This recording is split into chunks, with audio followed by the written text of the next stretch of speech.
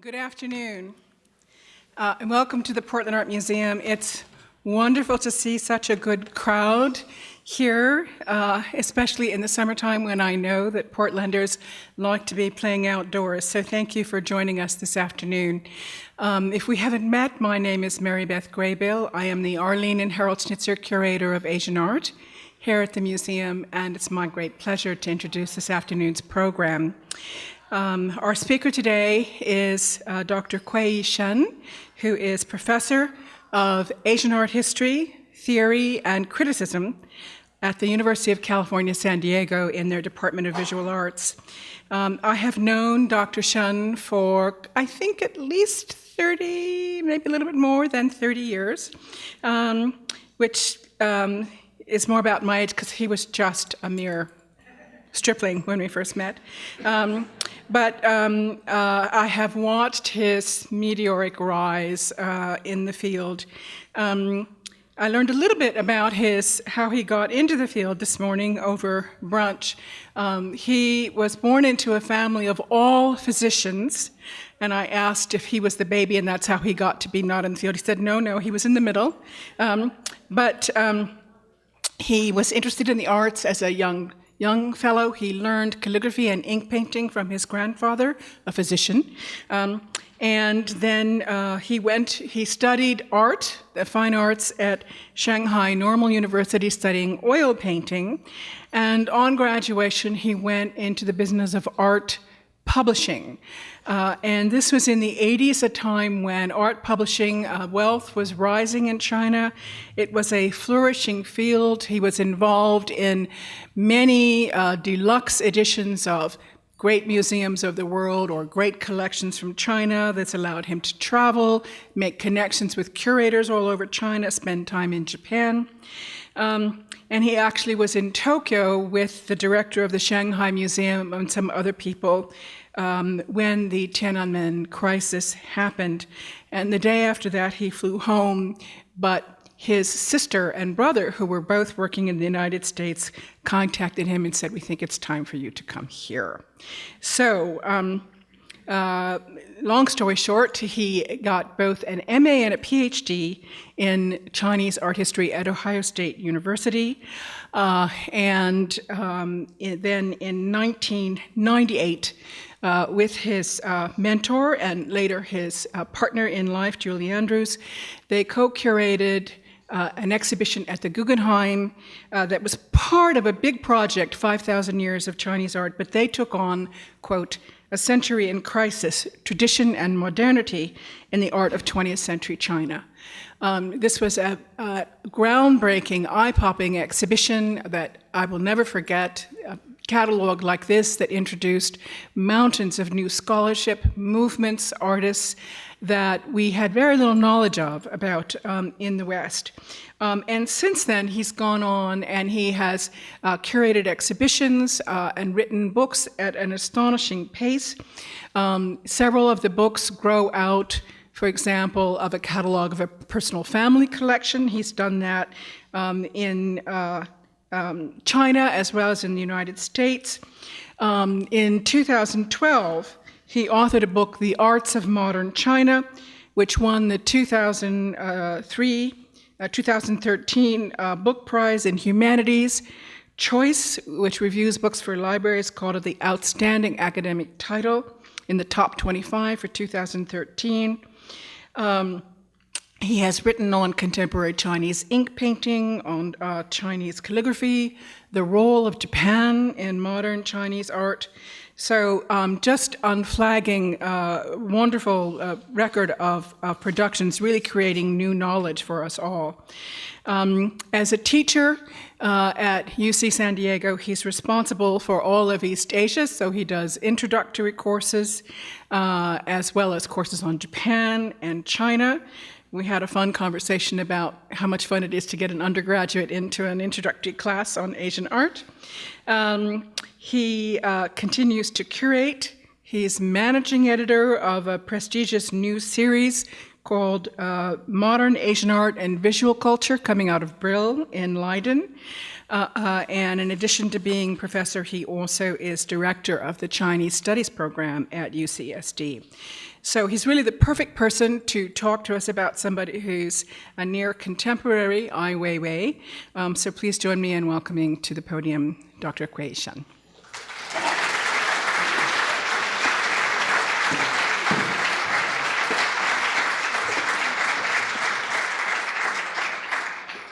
Oh, thank you so much for such a nice and a long introduction, Mary Beth. And good afternoon. I'm very grateful I have a chance to come here to talk about something I know and also something you already know about Ai Weiwei. This is the scene, I think you already know, this is already in your sculpture hall, sculpture garden in your museum. And this is actually in the different museum, but it's almost the same kind of setting. It's always one piece of work made in the recent years. And Ai Weiwei maybe must be the most recognizable Chinese contemporary artist in the world. So today my talk is basically give you kind of the introduction about Ai Weiwei's life. He's 58 years old. It's not too old, but his life is so colorful and dramatic. Since now he is in house arrest, so he couldn't travel. So all the shows outside are still going, but unfortunately we cannot have a chance to listen to his own talk. So as a scholar, we have to give some kind of take some duty to do that. And Ai Weiwei is although he's the son of the very famous poet and Communist Party officials, his childhood was anything but privileged. His father, Ai Qing, you can see on the screen, has studied art at the prestigious Westlake National Art School in Hangzhou, and then for several years in France, where he fell in love with poetry. When he returned to China, he became involved, this is the school he studied at, all the faculty. When he returned to China, he became involved in the leftist culture circle in Shanghai. And he and Jiang Feng, was another his longtime colleague and friend, were imprisoned together for 3 years after being arrested in Shanghai by the Nationalist Authority in 1932. But although he was such a long-time Communist member and also joined the Communist Revolution, but after 1949, it's not too long after that, in 1957, during the so-called anti-rightist campaign, he and Jiang Feng, the two together, and became condemned as the rightist.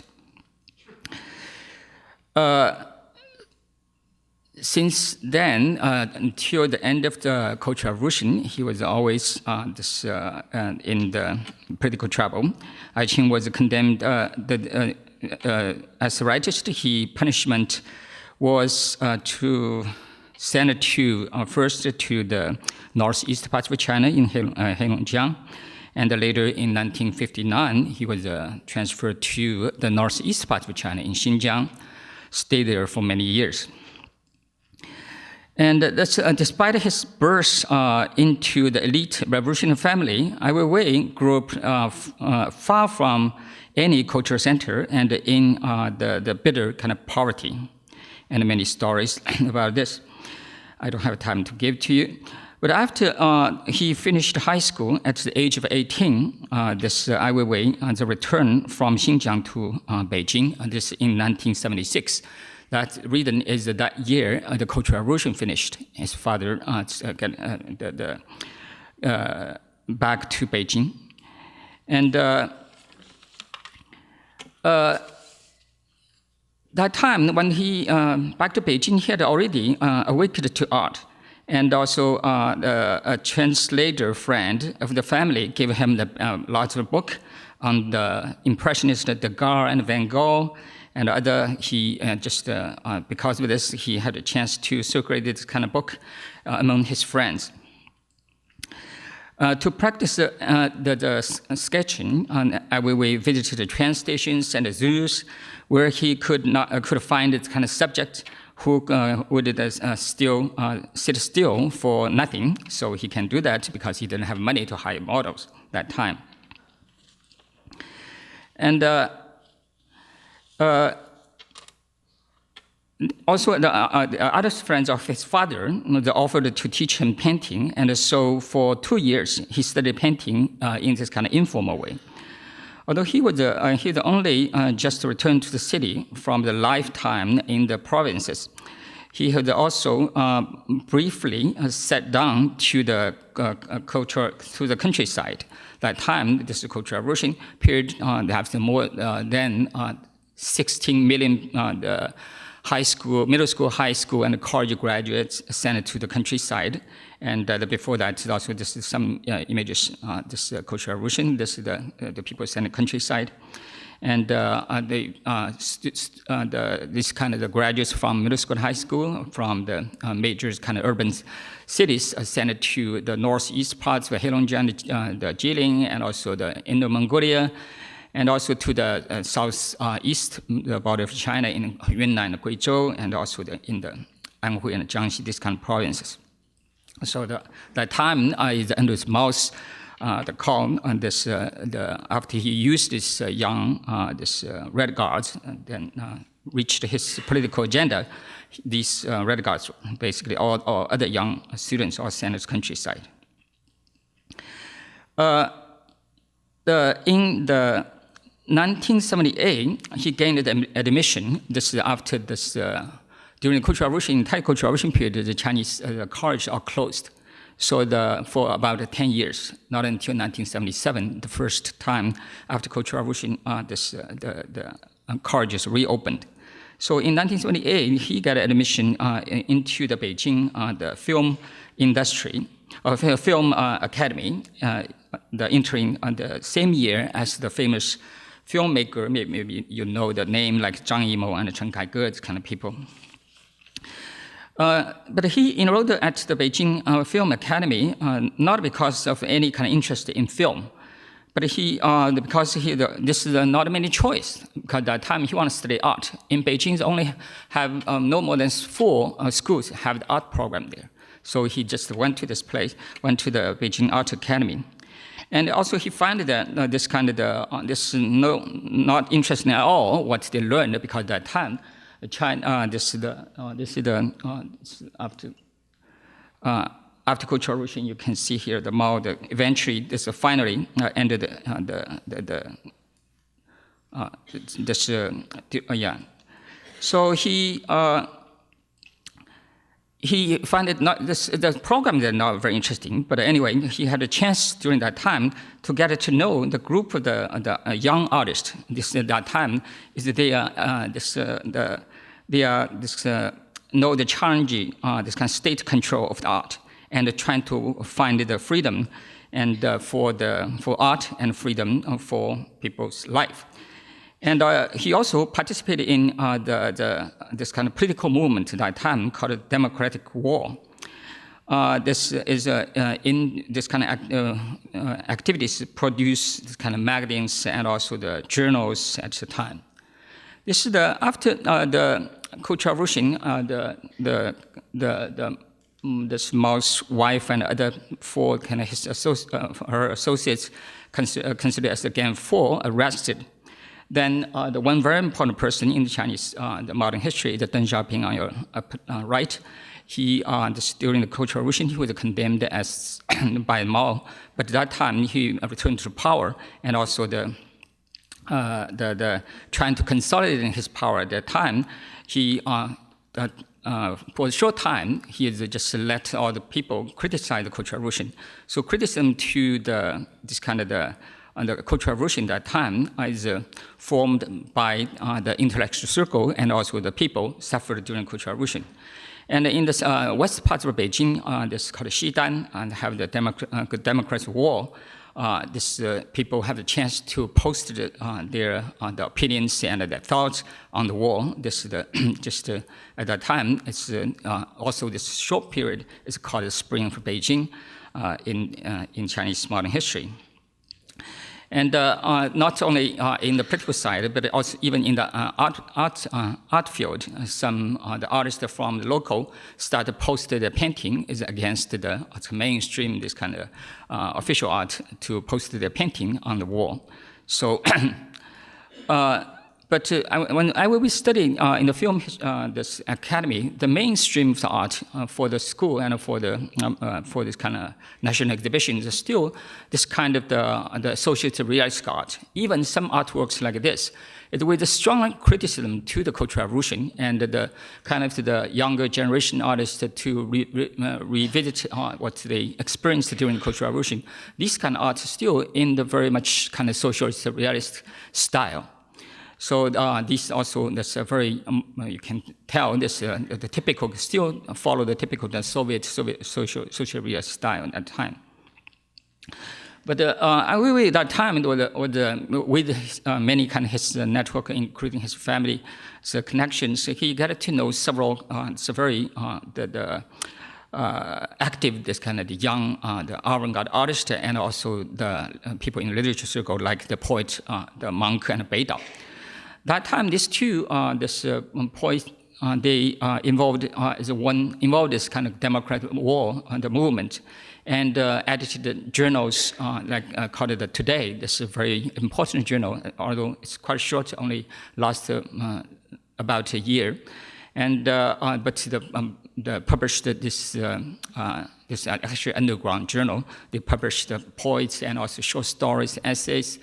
And also printed this kind of the poems at the time, and they also this group the poets also with the group the artists formed the one very important the art society. So I will be through this Beidao and also the monk get to know these artists. This the founder of one of the very important group of art called the Star Group. This five. This Star Group. Also they got the support at that time. These avant-garde artists got support from several, only very few, this kind of art administrators. The one is Ai Qing's longtime friend Jiang Feng on the right. You can see here. He was also a condemned rightist until 1978, just to come out back to his position as the head of the Chinese Artists Association and head of the Chinese the Central Academy of Fine Arts. And also another is Liu Xin, who was also the condemned rightist. He was even worse during the Cultural Revolution. He was sent to jail for 10 years. It's really just right after the Star Group start their activities. He back to this Beijing Art Circle as the head of the Beijing Artists Association. These two people actually played a very important role, although they are still belong to a minority among these kind of administrators at that time in the authority, but they played very important role to support these kind of the avant-garde artists. So this Star Group artists, they try to apply to exhibit the artworks in the museum, but at that time, because these artists, they are not the member of the Chinese Art Association, that time have a rule that you're only the member of the Chinese Art Association, you do have the rights to show their works in the art galleries. So they even get support from like Jiang Feng and Liu Xin, they still couldn't show their works inside the museum. So they start to think why we do something more radical. And they decided to show their works to the outside of the Chinese National Art Museum right before the October 1st, China's 30th anniversary of the PRC. And they show their works over there. You can see shown on the fence of the outside the museum. The background, this is the National Art Museum. So this group of artists, I will also join them to show their works in this outdoor, and wrote very beautiful words for the preface. And you can see here, just to give you some, how do they hang these works, no matter sculpture, the paintings, prints, watercolors on the fence. And this show lasts about 3 days, and they attracted thousands of the viewers there, including this general audience, but also including the people working in the art circle, no matter they are inside or outside of the institution, they come to visit. Even they got the support of Liu Xun, and we just mentioned that this is one of their major supporters from Beijing Artists Association to look their work and give. And their art pieces compared to the mainstream art at that time is quite different, we should say, and provocative in some way, and especially politically. And some like the Wang Keping, this sculptures is directly turned the point to the Mao and to the what happened during the Cultural Revolution. Even can trace back to before the Cultural Revolution. This period is a political this environment. And the printmaker Mao Zedong is also use his very small size works, and also they have the sculpture deal with some subject was forbidden in that during that period, like the nude. Nude is always the major issues in Chinese art world until that time. And so their works, and also some artists doing the works to deal with the Yuan Ming Yuan. I think that through the Ai Weiwei's works here, you maybe know these terms. We will go back to talk about this Yuan Ming Yuan later.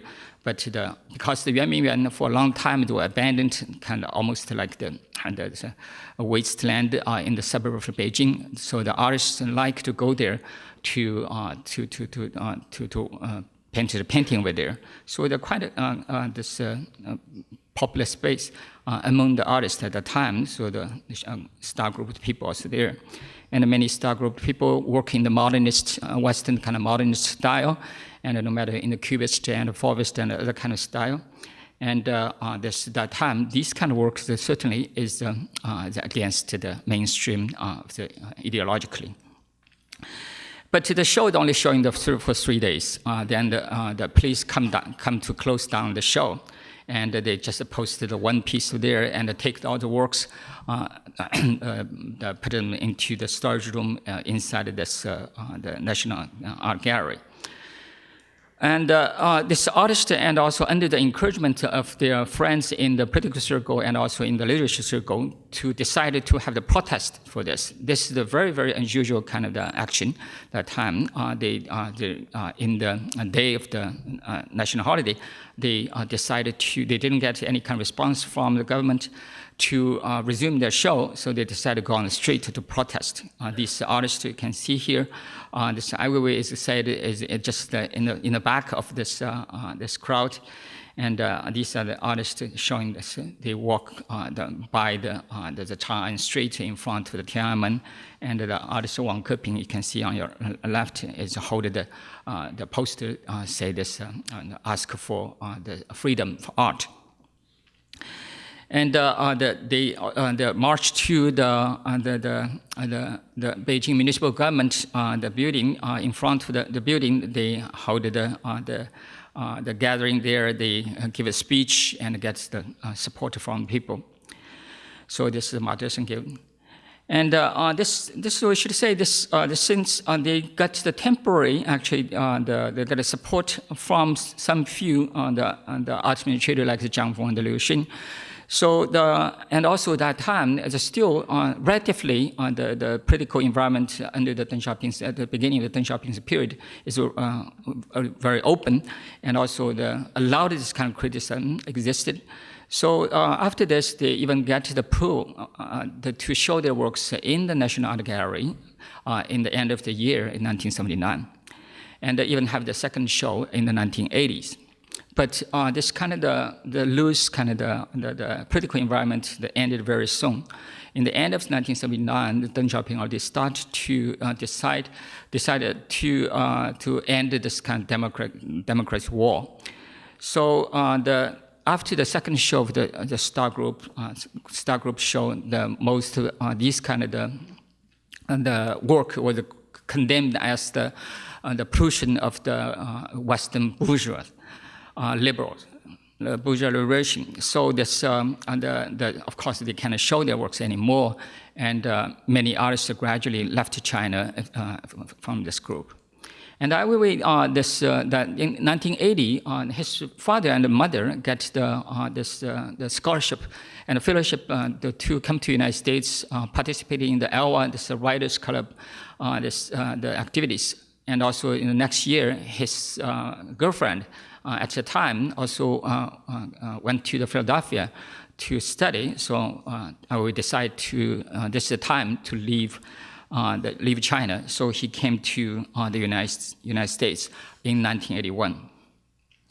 In America, Ai Weiwei actually studied English and enrolled in the Parsons School for Design in New York.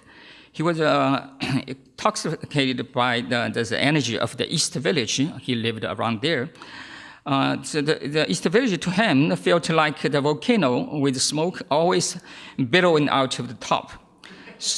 So he found a cheap basement apartment near the East 7th Street and the 2nd Avenue and spent his weekends hunting the galleries and roaming the city like the mudfish borrowing wherever there is mud. So, but Parson, it seems it's not a good fit for him. So he's excited, because he has a training in China's film academy, although he's not really liked it very much, but he had quite a solid training as an artist. So he's very good at the kind of studio art, but he's really hated art history, unfortunately. He said that whoever Picasso's the lovers were, I had no interest. So he dropped out the school and did kind of very odd jobs, and as a housekeeper, gardener, and also the babysitter, and also the construction workers, and so dedicated himself to mainly to playing the blackjack in the Atlantic City. He also earned money as a side work, this kind of the portrait painter. At that time, have the dozens of Chinese artists at that time work in New York in the Times Square and painted the portrait for the people. And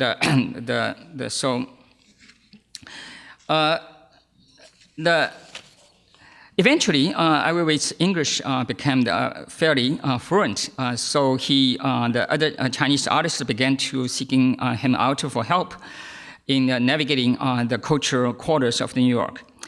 And his apartment became the famous footnote in the Chinese art history, because this is the Wei station where many of the Chinese future stars came out, including the filmmaker like Chen Kaige, and also the Feng Xiaogang, and also the artists like later contemporary Xu Bing, possibly some of you know his name, that later actually rented his apartment in the later years.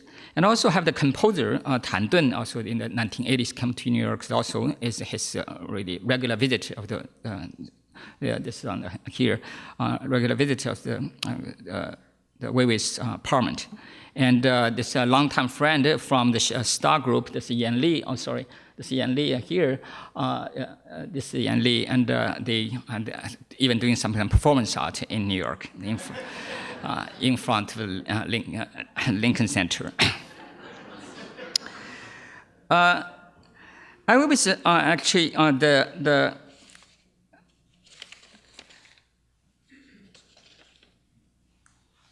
in New York, this kind of an absurd sense of the humor with some kind of parallel to his colleague in the star group in the Wang Keping began to emerge in his work. He was a painting at the fierce pace, you can see, and also his work. He had that time, although he has no buyers, so he's completely free because no one buy anyway. So he can do whatever kind of work he wants, and also he's not associated with any galleries. No gallery want his work. So,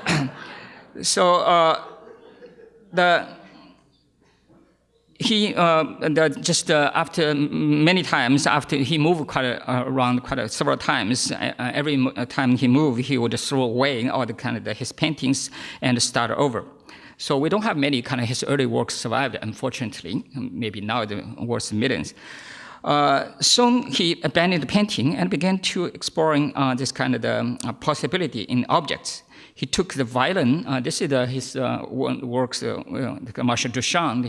This can use the hangers to do that, and also this is the kind of the this works the cigarettes, because that time he trying to quit cigarette. So this is something you can see here. This cigarette ash and a cigarette. So he also took the friend's the suitcase and the purse, sliced in the umbrella to make this kind of ready-made the artworks this at the time. And also cut the top parts of the violin. The friends put this shelved on top, and also this on the left is the mother actually spent quite lots of money, bought the very nice shoes, leather shoes in Beijing, and sent it to him. But he cut the shoes, the back off, and sewed them together. And you can see here, he called it the one-man show at that time. So you can tell he's kind of really fun, have fun there at the time. And around the same time, he started also to work on this the photography and this doing lots of the so-called the mirrors, take the photo himself, and on the street of New York. And with many kind of some kind of absurd, some is you see this influenced by Andy Warhol's, and also he also recorded some kind of the street protest in New York, and also he even started sending this kind of photos to New York Times, to earn some money, and he successfully done this several times. So this stimulated his interest in photography. So, and also he, because he lived in this East Village over there, got to know like the famous poet Allen Ginsberg and the photographer Robert Frank, and took quite a lot of photo with these two people. But in 1993, his father getting quite sick, and also in quite old age, he decided he'd go back to China and also take care of his father. So he just leave the New York and also back to China to take care of his father. And after he came back to when he came back to China, is the time is 1993 already. This is already the 4 years after the 1989 the Tiananmen massacre. So it's from 1989 to 1992, this period, actually the Chinese art world, because of the political incident, it became very, very quiet. Artists, no major art exhibitions there, because first, not too many artists want to participate in this kind of the so-called official national exhibitions, and also the political environment is also very strict. So the exhibitions itself is also very few. And but during that time, the artists developed the artworks in the many kind of the other way. And also the people disappointed about Deng Xiaoping's reacted to the student this kind of demonstration in 1989. So the kind of the so-called the Mao fever is emerged during that time. Many kind of the artists started to use the Mao's image but in a completely different kind of context and different kind of the style to deal with. And so like the artist Li Shan here, and also Yu Han, this represent this kind of so-called political pop, use Mao's image to make this political comments here. And no matter this took one of the American journalist in 1940s on the Edgar Snow's photos in that took in 1930s in China of the Mao's image, now turned into the called Rouge, the Mao series. And this artist use kind of folk art kind of style and format to depict the Mao's the famous photos of Mao. But also have a group of artists that started to develop the kind of the new so-called the cynical realism. It's deal with more because you cannot deal with the political issue at that time, so they turned the concerns more into the personal kind of life, and also that time start from 1990s. This is also especially 1993, the school, the college stopped to assign the student job, because before that, every Chinese college graduates, you will get the job assigned by the school.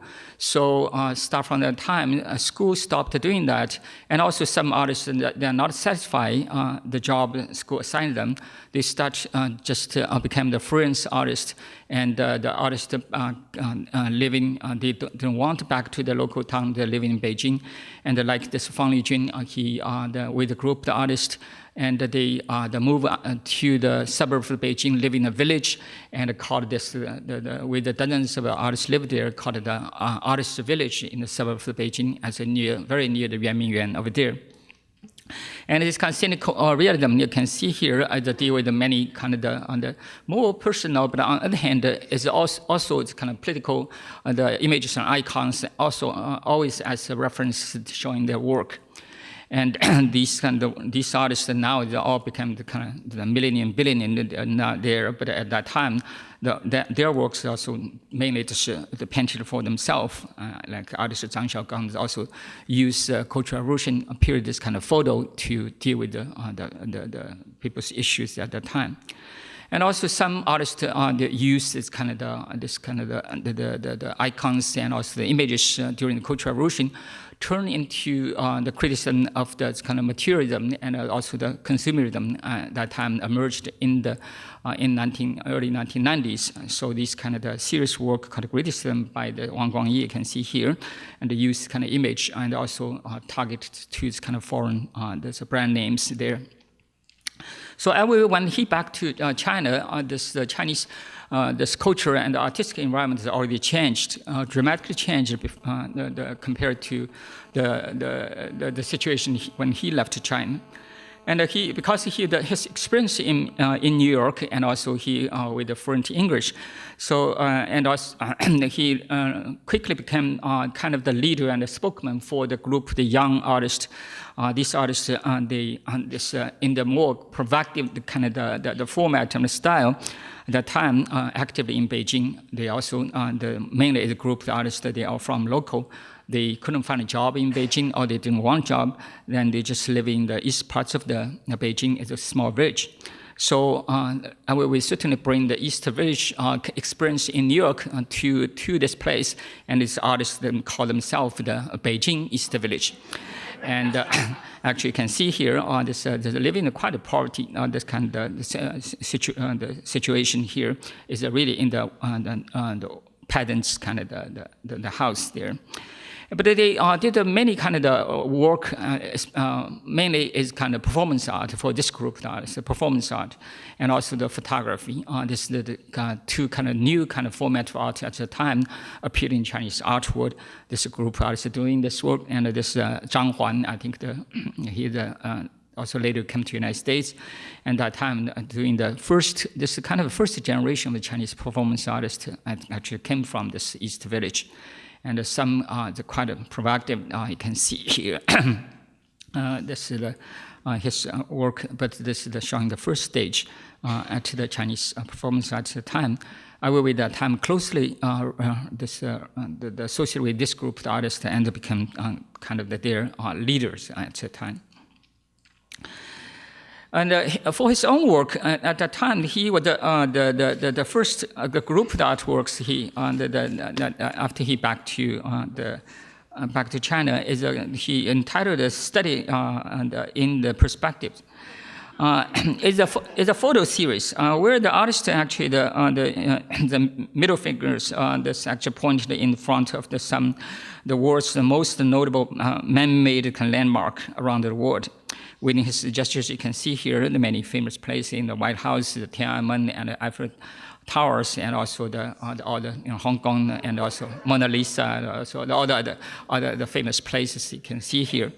And certainly he continue his kind of the attitude he create in New York, this kind of the challenging the authority, challenging the convention, this kind challenge the power, the kind of this is also the photo he took. Actually, his girlfriend, standing in front of him, take the photo. And he also, after he back to China, he purchased a number of this kind of the Han, so-called Han Dynasty. We don't know if it's really. We just talked to the mayor if we don't know if it's really Han Dynasty or not. But anyway, we just think it's a Han Dynasty. The old objects. He showed this kind of parts on the ground you can see here, and also the painted this kind of Coca-Cola and other kind of the Western brand name. The things on the top of this certainly here this kind of the in this kind of iconoclastic act of the vandalism, he inscribed these kind of words on this and critiquing both this contemporary and the consumerism, and also the veneration of the Chinese tradition.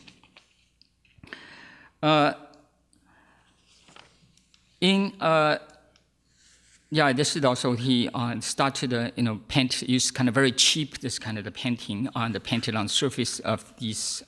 This is actually a little bit later, but he continues the series in the later period. This is the. You can see he did it, but he's on the bottom. This part actually quite early when he did. But this is the most recent kind of shows you can see here. This continuous same kind. He also made many kind of the interesting turn the inside out upside down, and also turn this kind of soda blue, the white, this kind of ceramics is considered the kind of treasure and on the Chinese art, and put the inside, and also make it looks like this kind of the drink, this soft drink cans. And also, he even the same thing. He is extend his series at making things no longer functional, just like he did in New York. Make the umbrella or the violence we saw before. He now applied this kind of irony to this remnants of the Chinese traditional the upper class the lifestyle, the elegant kind of hardwood furniture. We see that in this museum. We see the kind of very beautiful furniture there. He bought this kind of the ancient furniture, cut in half, then turn in a different direction, and makes this kind of furniture completely unfunctional. And so this kind of functionality of this such antique pieces conclusively terminated by Ai Weiwei's kind of assuming the alternative of their forms. He treated this kind of simple tools and some more basic elements of any kind of the domestic setting in a similar fashion. In the 1997 work, he made this stool to put the two stools together, and by the 2013, he had them gone to the exhibit and work. The combined actually. That's all I didn't have here. Combined the 186 stores together to showing in the Venice Biennial, and also more recently showing the more than 3,000 pieces of the furniture together. For him, this kind of the Dadaism ready-made has association particularly to his time and space. At that time, we should say that China, although you can see the artists did quite bravely, created lots of different kind of works, but actually political environment is still not so clear. Although China seems no kind of cultural policy, we should say there's no policy. Actually, some way is good, some way is dangerous, because they can punish you anytime because you don't have a policy, don't have a rule. So the artists also use this kind of things. For the artists, they challenge, always trying to push the red line, challenge the bottom line of the authority. And but sometimes their show just closed without any kind of reason and without any kind of the notice. Like this, several shows that time in Beijing were closed just right before show open. This artist, the curator Lan Ling, that's in front for his the show, supposed the showing in behind this place, but tell the people it's show closed because you have no way to know why and what reason the show closed. So this artist like the Shen Dong is also originally showed work supposed to inside of the Forbidden City, was also later closed. But this, should say that compared to the early, it's close to the end of this 20th century and the beginning of the 21st century. This entire political environment compared to before is relatively loose. And also in the official side, also they started to consider how to, because the socialist realistic art definitely is no influence anymore. And they also have to accept the new kind of the style, new format, and the media for art. So in Shanghai is far from the political center of Beijing. They organized the so-called Shanghai Biennial in 2000. This is one of the very early, maybe the earliest, the model of the new kind of model of the exhibition that followed the Western biennial format to invite the international artists and also with the Chinese artists show their contemporary artworks there. So this we should say this have the very positive side, at least the official. It means mainstream, the official art world start to accept the different kind of media and a different kind of format. But there's still some kind of restriction to there. So the Ai Weiwei, for this, Ai Weiwei and his friends, the organized the show just outside of Shanghai. The biennial is by the Suzhou River. Find one space showing the kind of large the exhibition with the dozens of artists to participate, called the Fuck Off this show. And this is his preface for the show. I don't think we have time to read it all. But anyway, mainly is challenging what's the official word. And this is the work, his own work in the show. Of course, we already know this perspectives. And this is his work. And but also he involved many other artists' work like that. I just quickly show you. I don't think we have much time, and I just quickly showing this other artists' work here on this with some new media like photography and also the deal with the many kind of social issues. Actually, you see clearly the social engagement there, and some the more productive painting on the body, showing the body. And also, this is the painted landscape, the most treasured Chinese landscape on the meat. And the interesting that time is also more kind of the provocative works showing the performance art works showing there. Anyway, that time you can see the kind of the game played with this authority and the artists, both sides. The Shanghai authority at that time also quite smart. They didn't really send the police to close down the show. They just let the show go 2 weeks. Then they send the people from the health department say your this meat has this kind of smell. This is not. It's not good for people's health. So you have to close the show. So at that time, you can see this kind of the battering between this artist and the authorities is quite interesting. And during that time, Ai Weiwei also involved this the bird's nest for the Olympic, because that time entire China is really celebrating this the very successful got the rights to organize the Olympics in 2008. And also start from 2002 to 2006, 2006 to 2009, this period, Ai Weiwei also started crazy about the internet and the blog. So he start the main kind of the works. You can through the internet. He will answer the people's questions through some blog, and people every day he's received hundreds, thousands of this kind of. He will answer this, and later recently actually they published the Ai Weiwei's blog. It's quite interesting. If you have interesting many kind of thoughts, and just through his very short kind of answering through his blog, we can know what happened during that time. And so for a short time at that time, so far. Up to that time, Ai Weiwei basically is a kind of the eccentric artist, and mainly he is a challenging power, challenging authority, challenging convention, challenging tradition, and in many different kind of ways. But the turning points in the 2008, because now we know Ai Weiwei, I always think his works are very critical. But actually, the start from 2008, because of this, the earthquake happened in the Sichuan in actually about 70,000 people died, and also almost 400,000 people injured in this earthquake. So Ai Weiwei was really just as the artists start involved, have the strong sense of the social engagement. He feel this is the time he should go to look at this. So he established the website, and also called the Sichuan, this kind of mainly recorded all the possible the names he collect from the victim of this earthquake.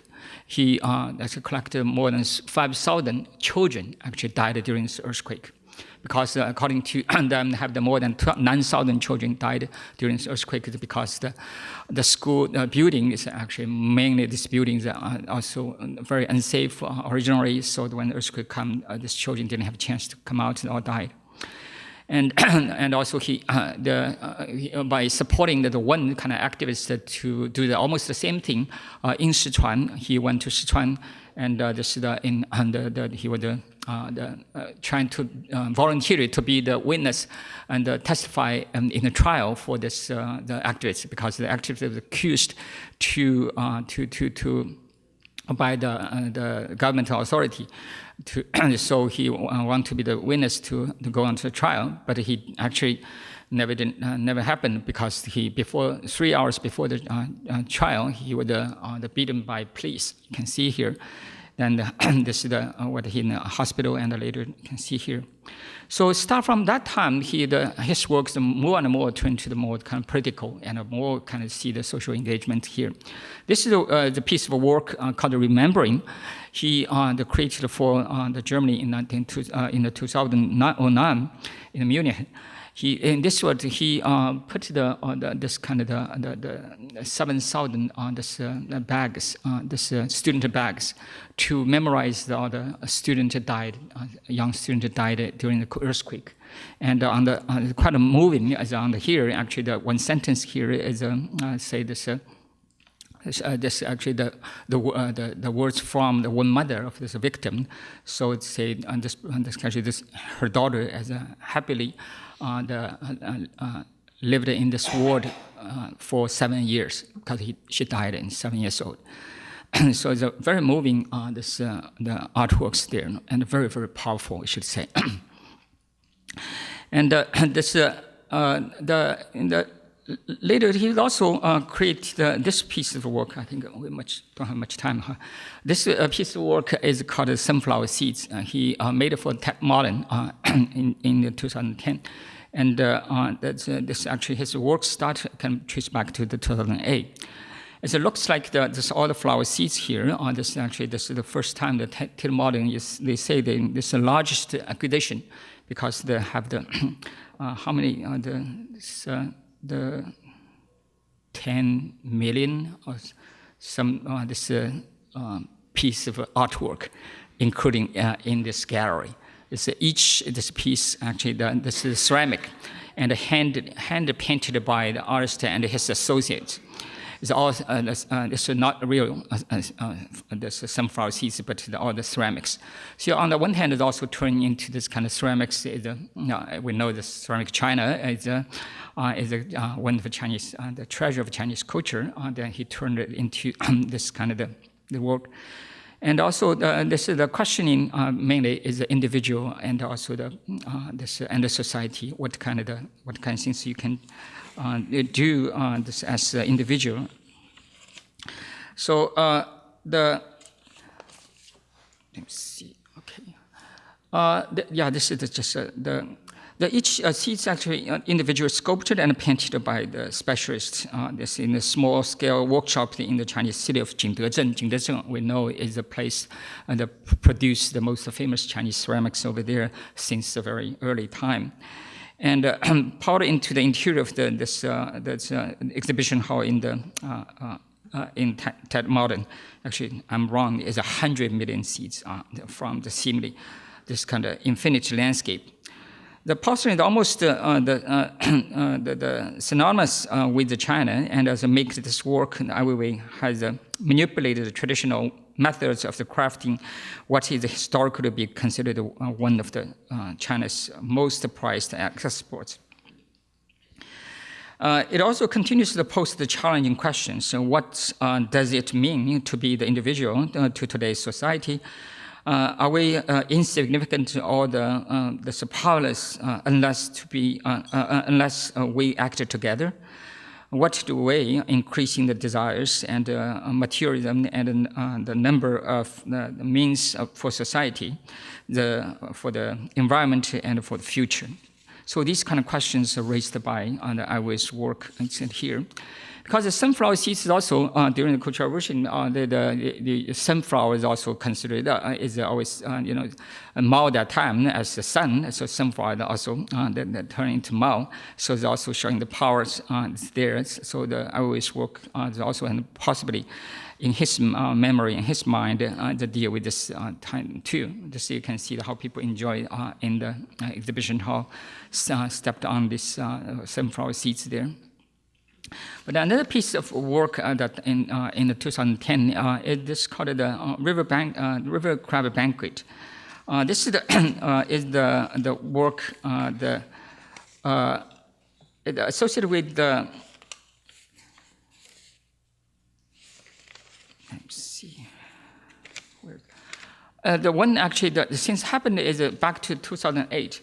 When the suburb of Shanghai is called Jiading, is a Jiading district, the government at that time, they're trying to increase the reputation of the local and also bring the cultural kind of the activities into the place. So they invited Ai Weiwei to help them establish the complex to trying to attract the artists to come to this place and have the artistic activity there. But to the 2010, the government, without any kind of the reason, suddenly informed noticed Ai Weiwei, this building have to turn it down. Say this is against some kind of rule of the construction over there. You can see here. So the Ai Weiwei at that time, the two decided to organize the one so-called this river crab banquet. This kind of river crab is the words in Chinese pronounced the river crab is the same as the harmony in China, the 和谐. So the 和谐 here, because that time the leader at the time, the Hu Jintao's slogan is make the harmony society. So this is I will just took this term and have this banquet there, invite thousands of people. You can see, enjoy the river crabs over there.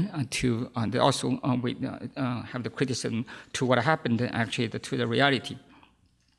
Although Ai Weiwei at that time himself is already under the house arrest, so he couldn't go to the events. But you can see the thousands of people over there. They are really enjoyed to make this happen. This is also later we extended this project to the museum setting and have the thousands of the crabs. This time it's not real crab, not like the banquet. This time the crabs actually with the ceramics and the kind of crabs there. And Ai Weiwei was also that time in the 2011, Ai Weiwei was arrested by the government. It accused him as kind of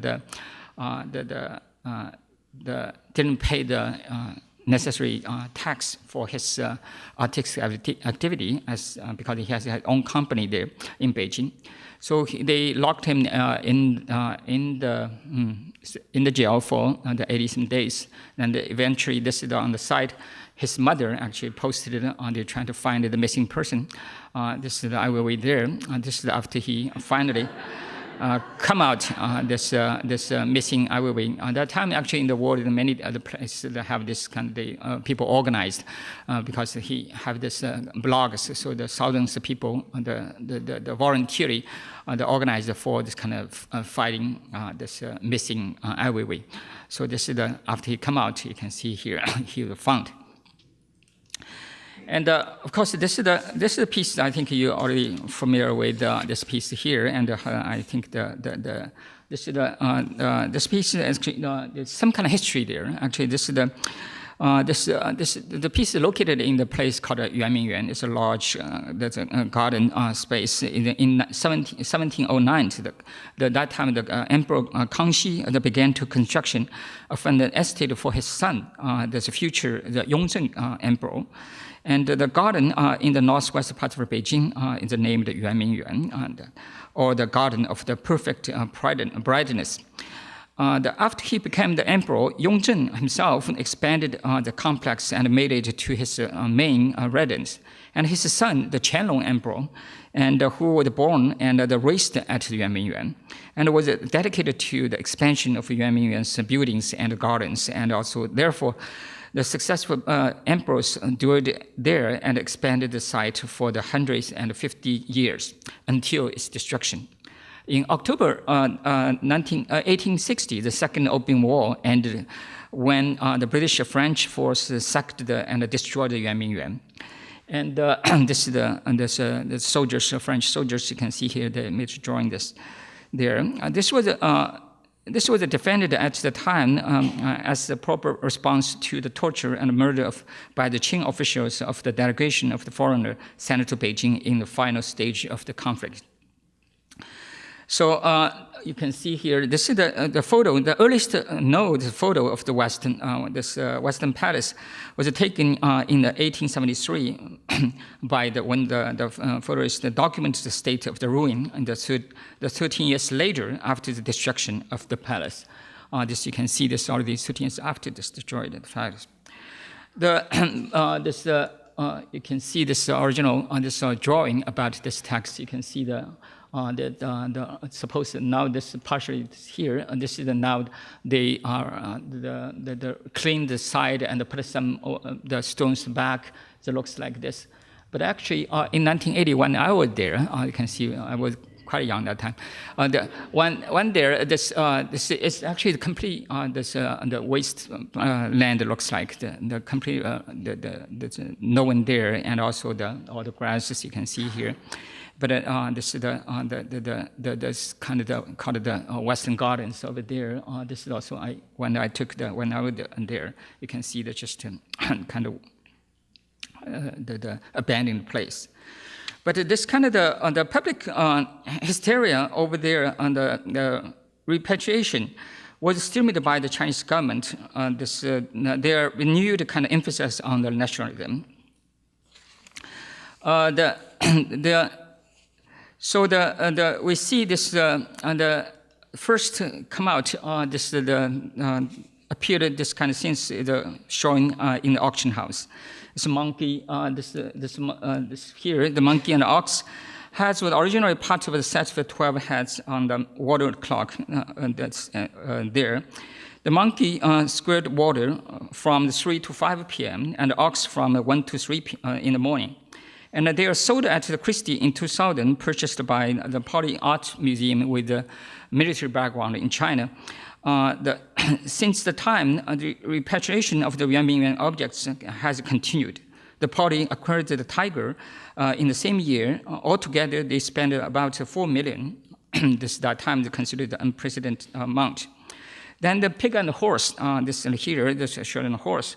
Formerly in the private collection in New York and Taiwan, was acquired in 2003 and 2007 by Macau Casino, the magnate Stanley Ho, and later he donated this, to the same Poly Museum. He paid the $770,000 for the pig and $8.9 million for the horse. And later, the rat and the rabbit from the estate of the businessman were afforded at the Sotheby's in 2009, but the winning bidder, the advisor to the Chinese National Treasure Fund, who offered the $18 million for each object, intentionally disrupted the auction by refusing to pay.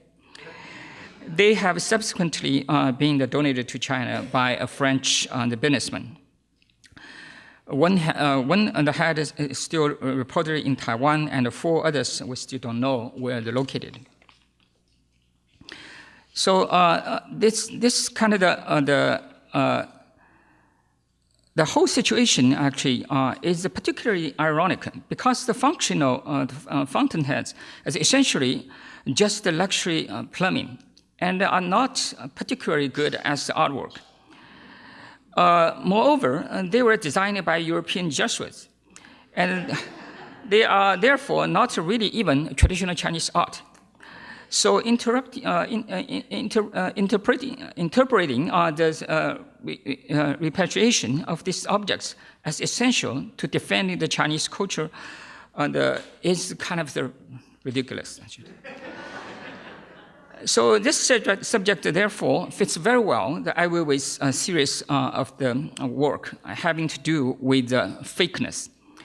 This theme, particularly when rendered in the colossal, this kind of scale of his reproduction. You can see here, this is his first set for reproduction in the very large size, pen size, showing in the Lakma and other places. And makes fun of this kind of repatriation of a frenzy. Even further, when he later casting them in gold, this is like showing our museum here, the original, actually the bronze you already know, and this kind of, he fabricated new imperial art that never existed. So this is the interesting kind of pieces, but we still can see kept the same kind of attitude I always hold it before. And this last piece I want to introduce you here. It's already over time. This is the archives at in San Francisco. This is a recent show, start from last year until the early March of this year. Showing there. This is in this exhibition of the new works created specifically for the architraves. This Ai Weiwei responded to the island's layered legacy as the 19th century military fortress, and the nutritious federal this kind of prison and the site of Native American heritage and protest, and now one of the Americans the most visited national parks. Revealing the new perspective on the architraves. This exhibition raised the question about the freedom of the expression and the human rights that resonate far beyond this particular place. Combine the intricate to the Chinese kites, and this also you can see this. I took it in the quite amazing, and also this 1.2 million Lego piece. And also this here and the hunting, this kind of the audio records, and also this kind of this called porcelain flowers there. This work is so powerful. I think the dragon. I always said the dragon in the old time, classically, is symbolic of the emperor. But we use that image to represent the person of freedom. We think everybody has its personal power, and we want the dragon itself to feel free, cheerful, full of energy, and also a lot of hope, even with joy. But it still reflects the will of this prisoner. Architects, the main prison building on the house is several more kind of installations. I didn't show it here, and they blended seamlessly into their surroundings. So it's a really quite a very very powerful piece there. So in architecture, the Ai Weiwei pairs the human voice with the physical, the confinement. And especially we see the 12, this kind of the individual cells played the host to the music and spoke words of imprisoned artists and activists, ranging from the Russian punk shop Pussy Riot to the Martin Luther King Jr.'s the voice there. So I think I have to stop here. And so we should say that Ai Weiwei now, although still under the house arrest, he couldn't go out, actually travel abroad, but also have the limited freedom in Beijing. But his show is still continuing showing in many other places. This is also quite amazing, actually. As the scholars, we don't know what exactly will happen. How can this, the government, on the one hand, didn't let him travel abroad, but on the other hand, his work sent to abroad all the time. But anyway, I think that what I will do is exactly his father actually before signed the one statement with the other intellectuals in 1989. His father said, this freedom, the democracy, and the rule of law are not things that will someday simply be granted to the people from above. All truth-seeking, freedom-loving people must strive to achieve what the Constitution promises.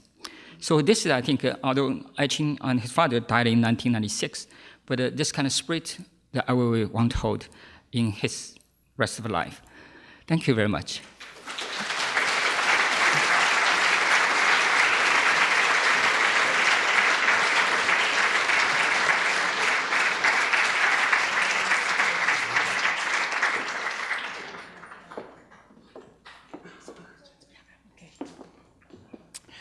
We do have time for a few questions. There's a film coming in later this afternoon, but I think we can take just a few questions, and we have people who can bring the mic to you if you have questions to ask.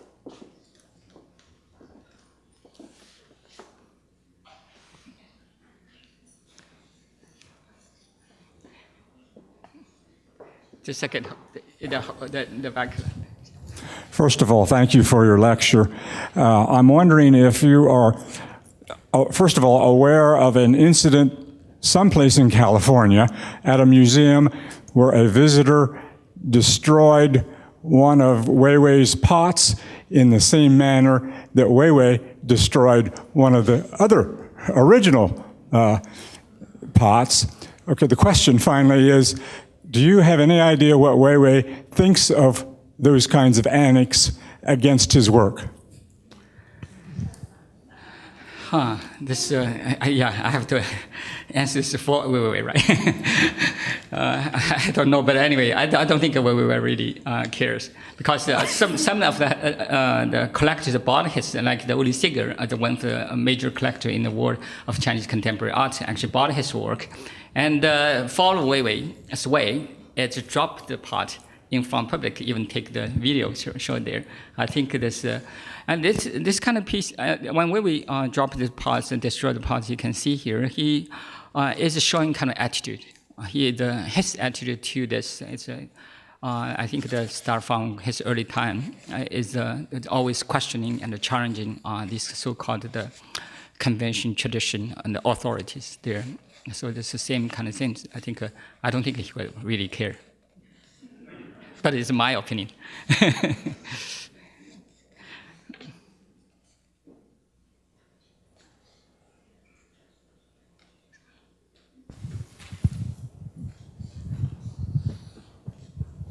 Has there been any kind of organized international effort to get Weiwei freed from house arrest? Has the Obama administration taken any position on it? Yeah, he already in the home arrest for many years. Actually, in the International Intellectual Circle, made a lot of effort, almost constantly trying to make the effort, trying to get the Chinese authority to pay attention to this issue. But so far, we didn't get any. But recently, the one is very positive. I don't know if they can say the positive or not. But anyway, they seems started to talk Weiwei since in the newspaper. Before that, for a long time, although he still have a show abroad, and but it never have any kind of news report about him. But recently, one newspaper actually considered kind of the throw of the government. They mentioned him. That's kind of interesting. And also, just last month, he had the show is still ongoing, showing his work, has his solo show in 798 in Beijing. This is also for quite a long time. He can never show his work in Beijing, but this is maybe this is a positive kind of signal, but we don't know.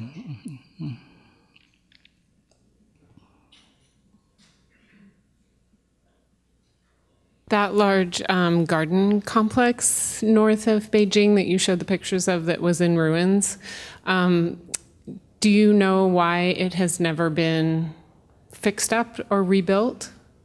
Oh, this Yuanmingyuan, it's the garden. Yeah, for a long time, I think this is since the late 19th century, after the second looted, this place is just abandoned since then. And seems for, right after this Qing dynasty, this overthrown, this considered this just also the very strong kind of the sentiment. This is just belong to the last dynasty and belong to the emperor. This new republic never praised this kind of emperor since. So especially this another kind of Qing dynasty is not really Han Chinese. So this the Republic Revolution, on the one hand, is also the anti-Qing, this kind of the revolution. So this the national revolution. So this part is never really anyone paid attention there. All the stones used for the park all brought by these peasants back to their home to build their house, no matter what they use there. So in the 1980s, you go there to go to the village, you will find in the corner of their house, they have the beautiful the sculpture carved kind of stones there. They used by for the dozens of years over there. So not until and also, in the 80s when I was there, and the only artists will go there. Although it's not too far from Beijing, but it's a completely large piece of land, is completely abandoned. This is not until this kind of the 1990s start have this started. How to say associated with kind of the sentiment of nationalism, and also the call by the scholars about this no matter what the part of Chinese history. So they start to I would say not really rebuilt, but turned into the kind of the park. Now the park takes students there to have this kind of patriotic education there. This is a new phenomenon.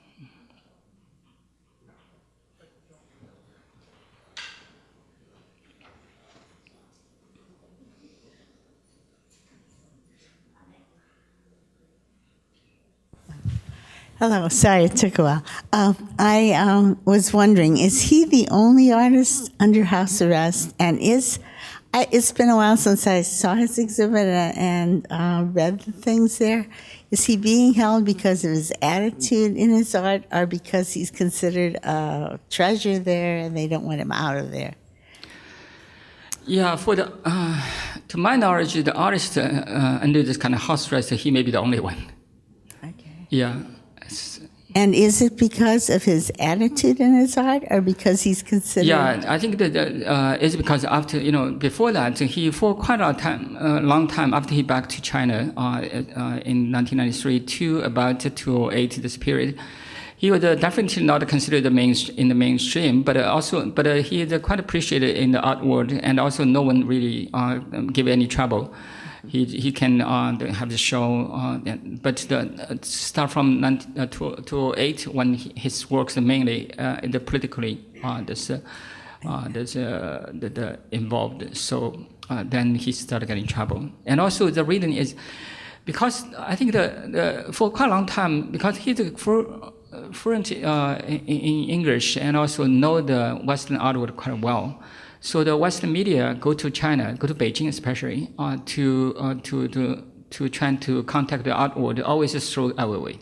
So he became kind of the person always in between the Chinese contemporary art world and the Western media. So that's why I think the authority locked him up is because of this reason, because he became turned into very critical and they feel the threat to the authority. I see. Thank you.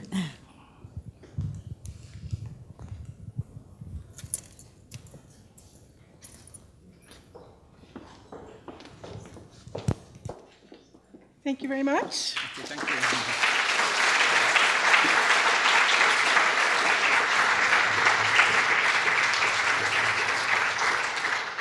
I just want to announce that we will have one more lecture associated with this exhibition. Lillian Li, a professor emerita of Chinese history at Swarthmore College, and actually my former colleague when I was there, will be speaking specifically about the Yuan Ming Yuan and its historical background and issues of cultural repatriation. And I don't have the date memorized, but it's a Sunday in August, I think August 23rd, but you can easily find it in Portal, the museum magazine, or on our website under the information for this exhibition. So I hope we can bring you all back then. Thank you so much.